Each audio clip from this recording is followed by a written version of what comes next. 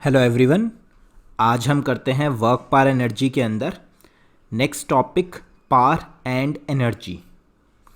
तो last class में हमने वर्क ख़त्म किया है। हमने देखा था कंजर्वेटिव फोर्सेस क्या होते हैं, नॉन कंजर्वेटिव फोर्सेस क्या होते हैं। आज हम नेक्स्ट टॉपिक करते हैं पॉइंट नंबर 7 पावर।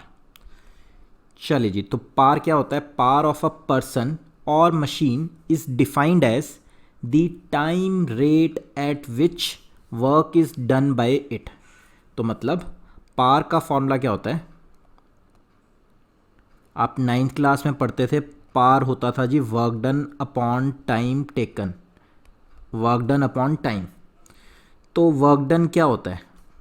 या फिर +1 में आप क्या पढ़ोगे? Power is equal to rate of change of work done dW/dt, rate of change of work dW/dt। तो वो रेट, जिस रेट से या जिस हिसाब से वर्क होता है, कितना वर्क हो गया कितने टाइम में, वो उसकी पावर होगी। तो dW/dt। dW याद है आपको? वेरिएबल फोर्स के लिए छोटा सा वर्क डन क्या होता था? वेरिएबल फोर्स के लिए छोटा सा वर्क डन होता था जी फोर्स इंटू छोटी सी डिस्प्लेसमेंट अपॉन dt तो है ही। तो ds/dt क्या हो गया जी? वेलोसिटी। तो ds/dt इज़ वेलोसिटी। तो force vector dot velocity vector, F D S क्या होता था? वर्क डन, छोटा सा वर्क डन। तो F vector dot displacement ds/dt क्या हो गया? वेलोसिटी। तो पावर का फॉर्मूला हो गया जी फोर्स इंटू वेलोसिटी वेक्टर। तो डॉट प्रोडक्ट है, डॉट प्रोडक्ट का फाइनल आंसर क्या आता है? Scalar quantity. तो power is basically a scalar quantity. F vector dot velocity vector, तो force vector dot velocity vector. चले जी, तो ये एक स्केलर क्वांटिटी है, इसकी एसआई यूनिट क्या होते हैं, ये सब चीज़ें हम देखते हैं। तो पावर एक स्केलर क्वांटिटी है, एसआई यूनिट वॉट। तो 1 watt is equal to work done upon time, work done की जूल अपॉन टाइम। तो 1 watt is equal to 1 joule per second. And work done और क्या होता था? Force into displacement. तो force newton displacement metre upon second. तो ये भी किसकी है? वॉट की ही ऐसा यूनिट है। 1 watt is equivalent to this many joule second. ठीक है जी। फिर अदर यूनिट, तो पावर की ही कोई और यूनिट्स। 1 किलोवाट, 1 किलोवाट में कितने वाट होते हैं जी? 1000 watt. 1 horse power, HP horse power is equal to 746 watt और अप्रॉक्सीमेटली 750 वाट। तो ये भी पावर की ऐसा यूनिट है, मतलब ऐसा यूनिट तो नहीं है, other unit, kilowatt and HP horse power. तो अभी अभी हमने फॉर्मूला पढ़ा, पावर क्या होता है जी? वर्क डन अपॉन टाइम,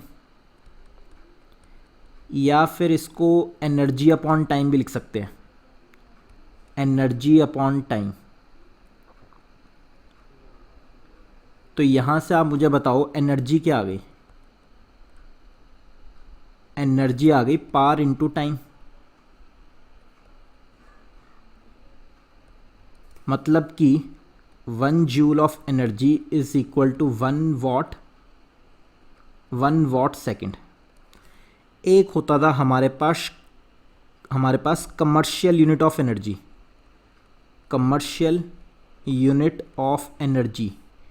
जो हमारे घरों में बिजली के बिल आते हैं, उसमें अक्सर लिखा होता है कि आपका, मान लेते हैं बिल आया जैसे 500 यूनिट आया, 500 यूनिट आपने कंज्यूम कर लिए एक मंथ में।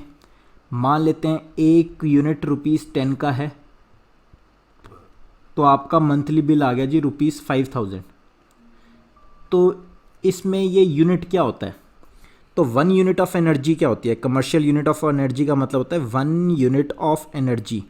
10th क्लास में सब ने पढ़ा हुआ है। 1 यूनिट ऑफ एनर्जी क्या होता था? 1 किलोवाट आवर। इसका मतलब होता है 1 किलोवाट आवर।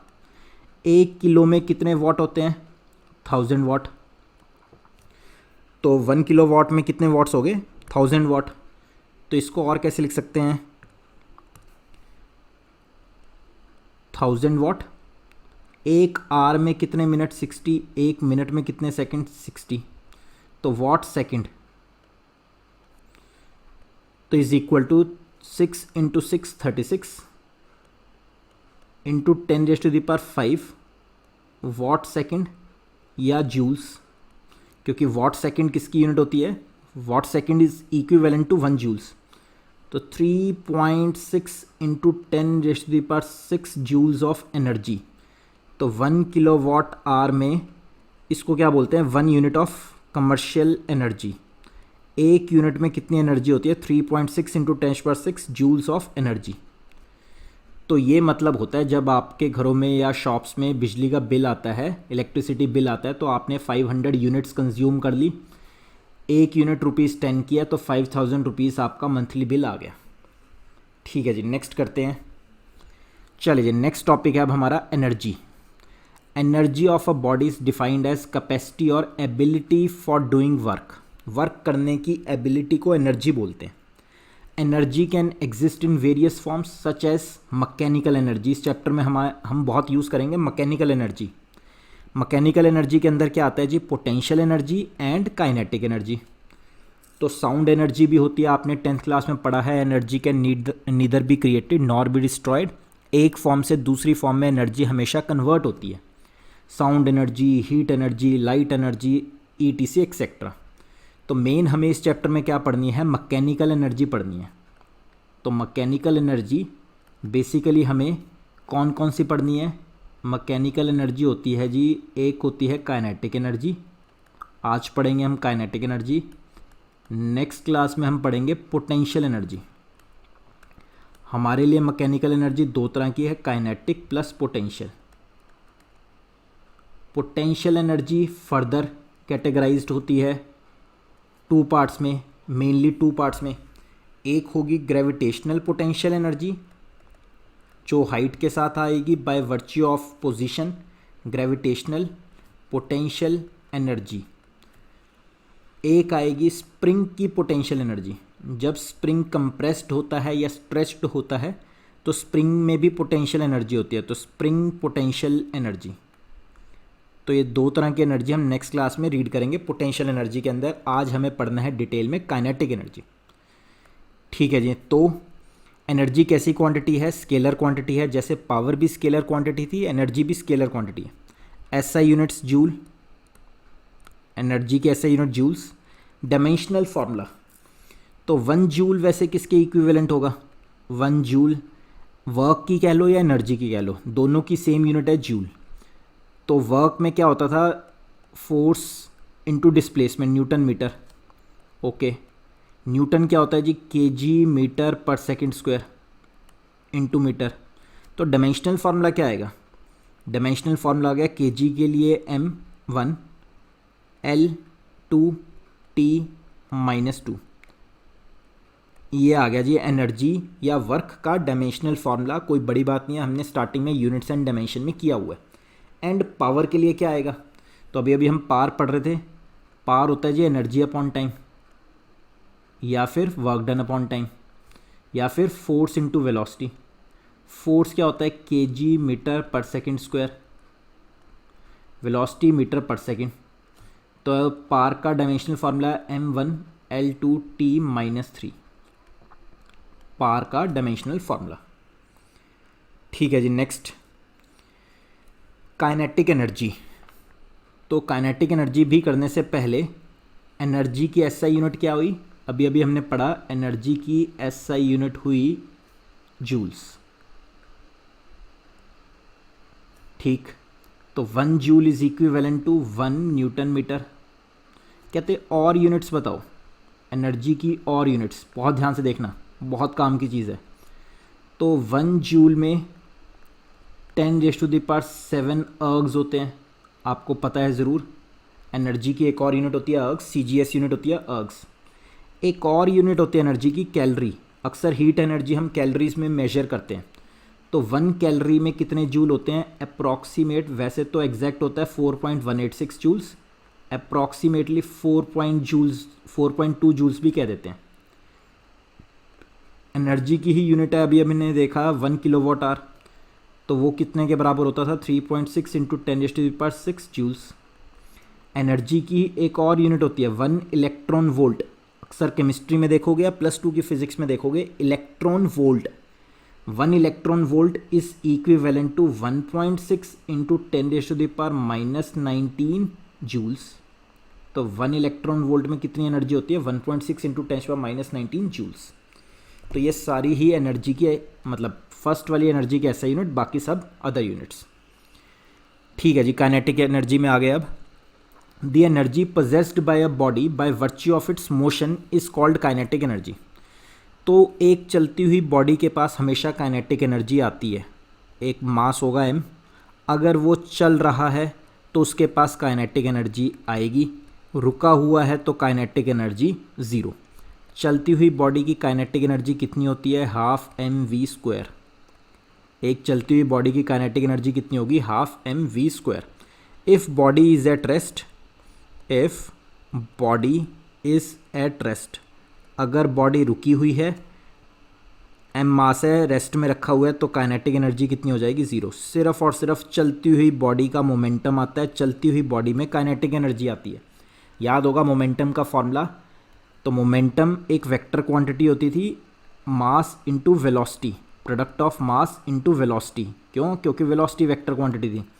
काइनेटिक एनर्जी या कोई भी एनर्जी हमेशा स्केलर क्वांटिटी होती है, चाहे काइनेटिक हो, चाहे पोटेंशियल हो, चाहे टोटल मैकेनिकल एनर्जी हो, सब स्केलर क्वांटिटी है। तो काइनेटिक एनर्जी 12mv²। कैसी क्वांटिटी है? Scalar quantity, units joules. किसी भी तरह की एनर्जी की यूनिट्स क्या होंगी? हमेशा जूल। ठीक है जी, नेक्स्ट चलिए क्वेश्चन करते हैं। When a man increases his speed by 2 metre per second he finds that his kinetic energy gets doubled.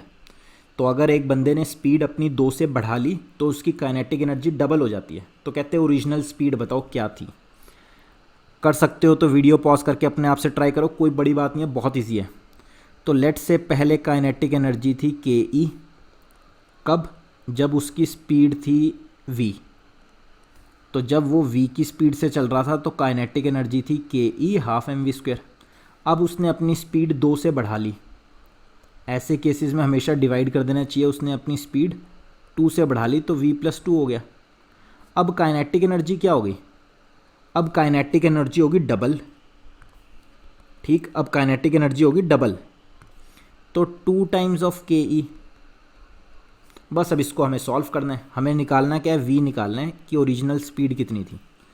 चले जी, तो 12m से 12m कट, ke से ke कट, तो 1/2 is equal to v² over v+2 का whole square.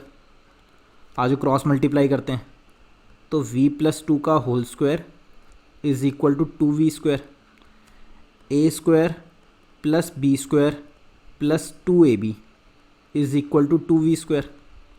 Shuffling करी, सब कुछ उठा के राइट साइड पे ले गए, तो इक्वेशन क्या बनेगी? v² minus 4v minus 4 is equal to 0। तो v is equal to, quadratic formula लगाते हैं, -b plus minus under the root b² minus 4ac over 2a। कोई बड़ी बात नहीं है। जब इक्वेशन होती थी ये ax² plus bx plus c is equal to 0, तो आप 10th क्लास में क्वाड्रेटिक फार्मूला करते थे -b plus minus under the root b² minus 4ac over 2a। मैंने बस यही फार्मूला अप्लाई किया। तो v is equal to 4 plus minus 16 plus 16 32, 32 का अंडर रूट इज़ 4√2 अपॉन 2। तो 2 से ऊपर कॉमन लेके मैंने कट किया तो ये आ गया 2 प्लस माइनस 2√2। तो वेलोसिटी भी नहीं, हमें तो स्पीड निकालनी है। या तो आई 2 प्लस 2√2 या आई 2 माइनस 2√2। ये नेगेटिव आ जाएगी और नेगेटिव, हमें तो स्पीड निकालनी है, स्पीड कभी नेगेटिव नहीं होती, तो इसलिए रिजेक्ट। तो इस क्वेश्चन का फाइनल आंसर कितना आ गया? 2 प्लस 2√2 मीटर पर सेकेंड। या आप इसको ऐसे भी लिख सकते हो 2 common 1 plus √2 metre per second छोटा सा इजी सा क्वेश्चन है, सबको आना चाहिए था ये क्वेश्चन। चलिए जी नेक्स्ट करते हैं। Relation between kinetic energy and linear momentum, बड़ा ही important topic, relation between kinetic energy and linear momentum. तो बहुत इंपॉर्टेंट टॉपिक है ये, अक्सर एग्जाम्स में पूछा जाता है, कंपटीशन के भी लिए इंपॉर्टेंट है और स्कूल एग्ज़ाम के लिए भी इंपॉर्टेंट है। तो काइनेटिक एनर्जी का फॉर्मूला क्या होता है? ½ mv²। एंड मोमेंटम का फॉर्मूला क्या होता है? Mass into velocity. ध्यान देना मैं कैसे रिलेट करता हूँ दोनों को। तो मैंने क्या करा, काइनेटिक एनर्जी यहीं रखी, हाफ 1m से मल्टीप्लाई कर दिया, ऊपर 1m से डिवाइड कर दिया, m से मल्टीप्लाई m से डिवाइड, तो नीचे वाला 2 एज इट इज़, ऊपर mv मतलब मोमेंटम, तो ऊपर बन गया मोमेंटम का square upon m kinetic energy. बस यही फॉर्मूला है। तो या तो आप ऐसे छोड़ सकते हो कि kinetic energy is equal to p² momentum का स्क्वायर अपॉन 2m, और मोमेंटम को ऐसे भी लिख सकते हो 2m काइनेटिक एनर्जी का under root, 2m kinetic energy का अंडर द रूट। तो ये दोनों फार्मूलाज हो गए आपके पास, एक ही बात है, कोई भी कभी भी अप्लाई कर सकते हैं। ये रिलेशन बहुत इंपॉर्टेंट है, CTM कमिट टू मेमोरी, दिमाग में अच्छे से बिठा लो, भूलना नहीं है। डेरिवेशन स्कूल के लिए इंपॉर्टेंट है और रिज़ल्ट फाइनल ऑब्जेक्टिव के लिए भी और सब्जेक्टिव के लिए भी बहुत इंपॉर्टेंट है। तो वेयर P क्या चीज़ होती है जी? P है momentum, linear momentum, and KE क्या था? Kinetic energy. M क्या है? Mass of body. जिस भी बॉडी के बारे में इस डेरिवेशन में बात कर रहे हैं, M क्या है? Mass of body.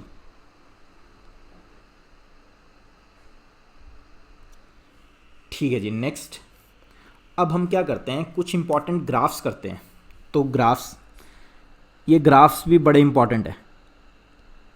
पहले थोड़ी सी जनरल बात करते हैं।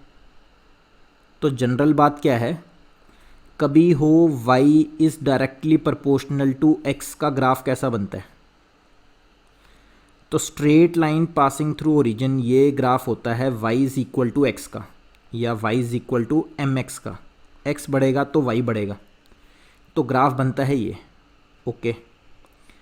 अब सेकंड, कभी हो y is proportional to x², या x² इज़ इक्वल टू कोई कांस्टेंट हो, जैसे कि मान लेते हैं 4y, x² is equal to 4y का ग्राफ कैसा बनेगा? ध्यान से देखना, ग्राफ बनता है ये अपवर्ड पैराबोला, इसे बोलते हैं अपवर्ड पैराबोला। तो ये y एक्सिस पे y एंड x एक्सिस पे x, तो ग्राफ बनेगा ये अपवर्ड पैराबोला। बहुत ध्यान से देखना, काम आएगा अभी। नेक्स्ट, कभी ग्राफ हो y² is proportional to x, मतलब let's say y² is equal to 4x का ग्राफ कैसा बनेगा? y का स्क्वायर है, x लीनियर है, तब ग्राफ बनता है ये जो राइट में खुलता है, राइटवर्ड पैराबोला। तो इसकी शेप होती है जी अपवर्ड पैराबोला। सारी चीज़ें आएंगी अभी मैथ्स में, कोनिक सेक्शन पढ़ेंगे उसमें सब चीज़ें आएंगी ये।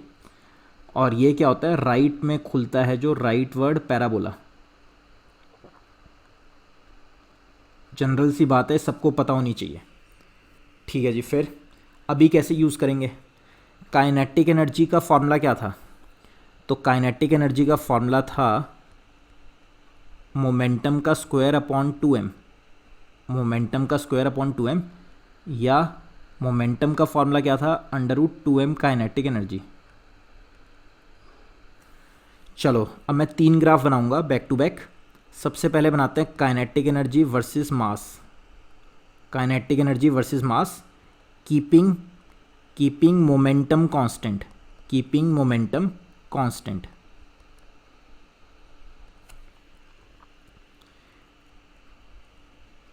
कर सकते हो तो आप ट्राई करो। सेकंड ग्राफ हम बनाएंगे काइनेटिक एनर्जी वर्सेस मोमेंटम का, कीपिंग मास कांस्टेंट। ग्राफ हमेशा 2 वेरिएबल्स के बीच में बनते हैं, तीसरे वेरिएबल को कांस्टेंट मान के, keeping m constant. And third graph हम बनाएंगे मोमेंटम वर्सेस मास का, कीपिंग काइनेटिक एनर्जी कांस्टेंट। चलिए जी बनाते हैं। फर्स्ट आपके पास टाइम है 5 मिनट्स वीडियो पॉज करके खुद से ट्राई करने की। चलो जी, काइनेटिक एनर्जी वर्सेस मास। तो काइनेटिक एनर्जी मास पे देखा जाए तो कैसे डिपेंड कर रही है? मोमेंटम को तो अब भूल जाओ, मोमेंटम को समझो कांस्टेंट है, तो ये मास के साथ इन्वर्सली प्रोपोर्शनल है। इन्वर्सली प्रोपोर्शनल का ग्राफ कैसा बनता था? Rectangular hyperbola. ये देखो अभी हमारा बस एक ही रह गया था इन्वर्सली प्रोपोर्शनल का, वो भी देख लेते हैं फटाफट से। ग्राफ्स की अभी बेसिक सी बात कर रहे थे। Y is inversely proportional to x का कैसा ग्राफ बनता है कि एक्स बढ़ेगा तो वाई घटेगा, वाई घटेगा तो एक्स बढ़ेगा, ऐसा। तो इस ग्राफ को बोलते हैं रेक्टेंगुलर हाइपरबोला। इस शेप को क्या बोलते हैं? Rectangular hyperbola. तो ये 4 बेसिक सी बातें आपको मुझे बतानी थी। इन्वर्सली प्रोपोर्शनल में ऐसा बनता है, डायरेक्टली प्रोपोर्शनल में ऐसा बनता है। तो inversely proportional y is inversely proportional to x का ग्राफ कैसा बनता है? Rectangular hyperbola, like this. ठीक है, तो यहाँ काइनेटिक एनर्जी मास के साथ इन्वर्सली प्रोपोर्शनल है कि मास बढ़ेगी तो काइनेटिक एनर्जी घटेगी, काइनेटिक एनर्जी घटेगी तो मास बढ़ेगा। तो ये ग्राफ बनता है जी काइनेटिक एनर्जी वर्सेस मास का। भाई बड़ा सा मास दोगे तो उसकी धीरे धीरे काइनेटिक एनर्जी जो होगी कम होती जाएगी अगर मोमेंटम कांस्टेंट है तो ये ग्राफ बना जी। ओके, अब बनाते हैं काइनेटिक एनर्जी वर्सेस मोमेंटम का। तो काइनेटिक एनर्जी अगर वाई है, मोमेंटम अगर एक्स है। काइनेटिक एनर्जी अगर वाई है, मोमेंटम अगर एक्स है, तो वाई एक्सिस पे मैंने काइनेटिक एनर्जी दिखा दी, एक्स एक्सिस पे मैंने मोमेंटम दिखा दिया। तो y is equal to x square का ग्राफ कैसा बनता था? ये देखो ऐसा अपवर्ड पैराबोला। लेकिन काइनेटिक एनर्जी, ठीक, तो ये ग्राफ बना। तो इसमें मैंने क्या करा? मोमेंटम को पॉजिटिव ही रखा, मोमेंटम का स्क्वायर भी हो रहा है, मोमेंटम को पॉजिटिव ही रखा। तो ये ग्राफ का ये वाला पोर्शन मैंने रब कर दिया, डॉटेड वाला। तो रेक्टेंगल ये अपना अपवर्ड पैराबोला की ही शेप आई। काइनेटिक एनर्जी वर्सेस मोमेंटम क्या हो गया? इस तरह से इंक्रीज करेगा। इसको क्या ग्राफ बोलेंगे? Upward parabola. चलो जी, थर्ड ग्राफ। थर्ड है जी मोमेंटम वर्सेस मास। तो मोमेंटम वर्सेस मास, तो इसमें देखो काइनेटिक एनर्जी को कांस्टेंट अगर रखा, स्क्वायरिंग कर दो जरा। मोमेंटम का स्क्वायर इज प्रोपोर्शनल टू क्या आया? मास। मोमेंटम को अगर मैं मान लेता हूँ वाई एक्सिस, मोमेंटम को अगर मान लेता हूँ वाई एक्सिस, एक्स एक्सिस पे रख देता हूँ मास को, तो कैसा सा ग्राफ बनेगा? तो मोमेंटम का square versus m. Momentum y square मतलब वाई एक्सिस पे है, मास एक्स एक्सिस पे है, तो वाई स्क्वायर एक्स टाइप का ग्राफ बनेगा। Y square is equal to x type का ग्राफ। वो कैसा बनता था? Like this. तो नीचे वाला पोर्शन मैं डिलीट कर देता हूँ। मोमेंटम की एक बारी नेगेटिव पॉसिबिलिटी हटा दी हमने, तो मोमेंटम वर्सेस मास का ग्राफ कैसा बनेगा? Like this. ठीक है जी, तो 3 तरह के ग्राफ हमने देखे, ये तीनों बहुत इंपॉर्टेंट थे। नेक्स्ट बढ़ते हैं आगे। क्वेश्चन नंबर 2 करिए जल्दी से try. 2 bodies of masses m1 and m2 have same momentum. The ratio of their kinetic energies is। तो 2 बॉडीज़ हैं, उनका मोमेंटम सेम है, उनकी रेशो ऑफ काइनेटिक एनर्जी निकालनी है। लेट से पहले की काइनेटिक एनर्जी, उसका फॉर्मूला क्या होगा? Momentum square upon 2m1। अभी हमने काइनेटिक एनर्जी और मोमेंटम का रिलेशन देखा। Okay, equation number 1। सेकंड की काइनेटिक एनर्जी, सेकंड का मोमेंटम, क्योंकि मोमेंटम तो सेम है दोनों का। Second body of mass m2। ठीक है, फिर डिवाइड कर दिया, दोनों इक्वेशंस को डिवाइड किया, तो 2 से 2 कट, मोमेंटम तो सेम है इसलिए मोमेंटम कट। आपको भी पता है ये चीज़ जाती है हमेशा टॉप पे, ये चीज़ आती है हमेशा यहाँ पे। कभी भी a upon b upon c upon d हो तो d आता है टॉप पे a से मल्टीप्लाई होने और c आता है b पे मल्टीप्लाई होने। तो ये क्या बन गया जी? Kinetic energy 1 upon kinetic energy 2 जो मुझे निकालना था is equal to m2 upon m1। तो आंसर आया डी ऑप्शन। नेक्स्ट करते हैं question number 3। Kinetic energy of a particle is increased by 300%। बहुत इंपॉर्टेंट, हर जगह आपको देखने को मिलेगा, सुपर डुपर ग्रेडेड, बहुत important question. Kinetic energy of a particle is increased by 300%, find the percentage increase in momentum. Percentage increase या percentage decrease वाले question बहुत इंपॉर्टेंट होते हैं। ठीक है जी, तो रिलेशन क्या था, मोमेंटम होता क्या है, मोमेंटम निकालना है ना, तो मोमेंटम क्या होता है, under root of 2m kinetic energy. बस ये रिलेशन पता था, पता होना चाहिए। देखो कुछ क्वेश्चन आते हैं मोमेंटम और काइनेटिक एनर्जी में बड़ी बड़ी परसेंटेज के, मतलब 10%, 20%, 100%, 50%, 200%, 300%। 10 से बड़ा सब बड़ा हो जाता है, बड़ी बड़ी परसेंटेज के अंदर आ जाता है 10% से ऊपर। तो क्या करना होता है, ये जो मैं मेथड बताऊंगा आपको ये करना है। देखो अब ध्यान से कि kinetic energy, let's say initial kinetic energy, बहुत ध्यान से समझना, let's say initial kinetic energy है k, फाइनल काइनेटिक एनर्जी, तो इनिशियल काइनेटिक एनर्जी मैंने मान ली k, simple k। Final kinetic energy क्या हो गई, k तो है ही है प्लस 300%, 300% ऑफ k, तो ये से ये गया और ये आ गया 4k, तो ये आ गई फाइनल काइनेटिक एनर्जी बढ़ गई। तो एक तरह से देखो आप, तो है तो डायरेक्टली प्रोपोर्शनल, है तो डायरेक्टली प्रोपोर्शनल। अगर काइनेटिक एनर्जी बढ़ेगी तो मोमेंटम भी बढ़ेगा। ठीक है जी, तो काइनेटिक एनर्जी बढ़ी है तो मोमेंटम भी बढ़ेगा। अब percentage increase in momentum, percentage increase in momentum मुझे निकालना था कब, जब काइनेटिक एनर्जी 300% बढ़ गई तो मोमेंटम कितने से बढ़ गया। फॉर्मूला देखो, सबने पढ़ा हुआ है 8th क्लास में, final momentum minus initial momentum upon initial momentum into 100, ये फॉर्मूला होता है जी। Final momentum minus initial momentum upon initial momentum into 100। तो फाइनल मोमेंटम का फॉर्मूला क्या होगा, under root 2m final kinetic energy minus initial momentum under root 2m initial kinetic energy upon initial, तो 2m kinetic energy initial into 100। फिर under root 2m under root 2m under root 2m, तीनों का cut के ख़त्म हो गया, बचा क्या, under root final kinetic energy minus under root initial kinetic energy upon under root initial kinetic energy into 100, ये निकालना है। तो फाइनल काइनेटिक एनर्जी क्या है, फाइनल काइनेटिक एनर्जी अभी अभी देखिए हमने 4k, तो under root 4k minus under root k upon under root k into 100। Under root k सबका कट के ख़त्म हो गया, under root 4 minus under root 1 upon under root 1 into 100। 4 का अंडर रूट 2 माइनस 1 का अंडर रूट 1, 100%। तो जब काइनेटिक एनर्जी 300% से बढ़ गई तो मोमेंटम कितने से बढ़ गया, इंक्रीज इन मोमेंटम कितना आ गया, 100%, मतलब डबल। जितना भी मोमेंटम था उतना ही और आ गया। अगर इनिशियल मोमेंटम p था तो बाद में फाइनल कितना आ गया, 2p हो गया। 100% ये आया इस क्वेश्चन का final answer.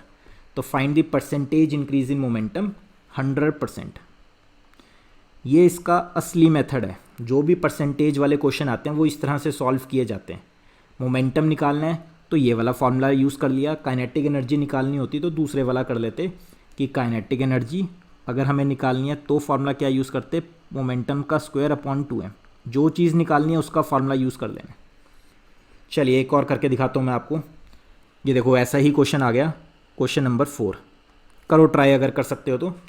If the linear momentum of the particle is increased by 10%, अगर मोमेंटम 10% से बढ़ गया, find the percentage increase in kinetic energy.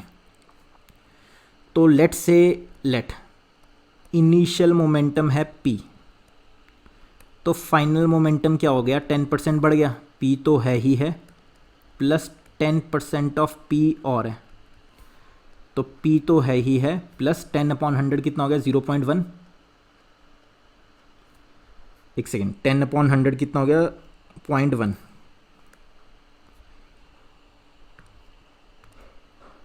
तो ये आ गया हमारे पास 1.1 p, ये आ गया final momentum. Okay, initial momentum था p, अब मुझे निकालना है मोमेंटम, देखो बढ़ गया, काइनेटिक एनर्जी निकालनी है तो फॉर्मूला क्या होता है, मोमेंटम का स्क्वायर अपॉन 2m। मोमेंटम अगर बढ़ा है तो काइनेटिक एनर्जी भी बढ़ेगी क्योंकि डायरेक्टली प्रोपोर्शनल है। मोमेंटम अगर बढ़ा है तो काइनेटिक एनर्जी भी बढ़ेगी, ये पक्का हो गया। चलो जी, तो percentage increase in kinetic energy, जब बड़ी बड़ी परसेंटेज होती है, बड़ी मैं किसको मानता हूँ, बड़ी मैं मानता हूँ 6% एंड अबव को बड़ी परसेंटेज मानते हैं। तो ये ही फार्मूला यूज़ करना चाहिए जो एग्जैक्ट फार्मूला है। एग्जैक्ट फार्मूला क्या है जी, final kinetic energy minus initial kinetic energy upon initial kinetic energy into 100, इसको क्या कहते हैं, percentage increase is equal to, अब देखना ये फार्मूला यूज़ करा हमने, तो फाइनल मोमेंटम का square upon 2m minus initial momentum का square upon 2m upon initial momentum का square upon 2m into 100। 2m सबके कॉमन लेके कटोगे, बचा क्या, फाइनल मोमेंटम का स्क्वायर माइनस इनिशियल मोमेंटम का स्क्वायर अपॉन इनिशियल मोमेंटम का स्क्वायर इंटू 100। फाइनल मोमेंटम का स्क्वायर, अब फाइनल मोमेंटम कितना था 1.1 इंटू पी का स्क्वायर, इनिशियल मोमेंटम कितना था p अपॉन p का स्क्वायर इंटू 100। 1.1 का स्क्वायर कितना होता है जी 1.21 p का स्क्वायर माइनस p का स्क्वायर अपॉन p का स्क्वायर इंटू 100। p का स्क्वायर ऊपर नीचे से कॉमन लेके कट हो गया, बचा क्या 1.21 माइनस 1 अपॉन 1 इंटू 100। 1.21 माइनस 1 कितना हो गया 0.21 इंटू 100। इस क्वेश्चन का फाइनल आंसर आ चुका है 21%। कि भाई अगर मोमेंटम 10% से बढ़ा तो काइनेटिक एनर्जी कितने से बढ़ गई 21% से। असली मेथड यही है, परसेंटेज वाले क्वेश्चन को सही मेथड से इसी तरह करा जाता है। काइनेटिक एनर्जी पूछी है तो ये अपना मोमेंटम पूछा होता तो पहले वाला फॉर्मूला। अब जब परसेंटेज इंक्रीज या डिक्रीज बहुत छोटे हो जाते हैं, जैसे कि अब नेक्स्ट क्वेश्चन में if the kinetic energy of a particle is increased by 1%, just 1%, find the percentage increase in momentum. तो इनको करने का एक शॉर्टकट भी है। तो इनको करने का शॉर्टकट क्या है, 1%, 2%, आधा %, 1.5%, ऐसे ऐसे क्वेश्चंस को करने का एक शॉर्टकट भी होता है।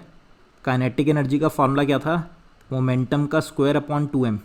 याद है आपको स्टार्टिंग में हमने एरर्स एंड अप्रॉक्सीमेशंस में करा था कि काइनेटिक एनर्जी एंड मोमेंटम दो वेरिएबल है, अगर मास को कांस्टेंट मान लिया, अगर कीपिंग मास कांस्टेंट, तो delta kinetic energy upon original kinetic energy into 100 is equal to, momentum का स्क्वायर है ना तो ये स्क्वायर उतर के आगे आता है, 2 times of change of momentum over original momentum into 100। ये फार्मूला भी यूज़ कर सकते हैं। कैसे, अभी बताता हूँ। तो यही फार्मूला मैंने यूज़ करा कि change in kinetic energy over original kinetic energy into 100 is equal to 2 times of change of momentum over original momentum into 100 if the kinetic energy. तो ये फार्मूला बन गया आज का हमारा छोटे परसेंटेज के लिए। तो आप लिख लेना, व्हेन इंक्रीज और decrease in percentage is small. Small किसे कहते हैं हम, अप टू 6% को हम स्मॉल कह देते हैं। तब ये फार्मूला भी यूज़ कर सकते हो। एग्जैक्ट वैसे फार्मूला वही है, अगर वो वाला फार्मूला यहाँ यूज़ करेंगे तो कैलकुलेशन बड़ी टफ चली जाएगी और काफ़ी लंबी चली जाएगी। उससे बचने के लिए हम फटाफट से छोटा सा शॉर्टकट लगाते हैं। इसमें कुछ एरर आता है बट अप्रॉक्सीमेट आंसर ये भी ठीक ठाक दे ही देता है। तो हमसे कहा गया काइनेटिक एनर्जी 1% से बढ़ गई, मतलब ये पूरा 1% है, तो ये 1% है। चेंज इन मतलब परसेंटेज इंक्रीज इन मोमेंटम निकालना है मुझे, तो ये पूरा निकालना है। तो 1/2 आंसर आ गया। तो आंसर क्या आ गया 1/2 यानी कि 0.5%, 0.5% या फिर 0.5%। तो ये इस क्वेश्चन का फाइनल आंसर है। तो ऑप्शन सी जेई का क्वेश्चन है। जितने भी ऑब्जेक्टिव क्वेश्चन करें सब जेई के क्वेश्चन है 3, 4, 5। चलिए जी, तो अब आपका काम क्या है, जो भी आज हमने किया सारे क्वेश्चंस को रिवाइज करना है। एंड कंसेप्ट को रिवाइज करना है। नेक्स्ट टाइम हम पोटेंशियल एनर्जी करेंगे। Till then thank you so much. If you like our video please press the like button and keep sharing the video with your friends. God bless you.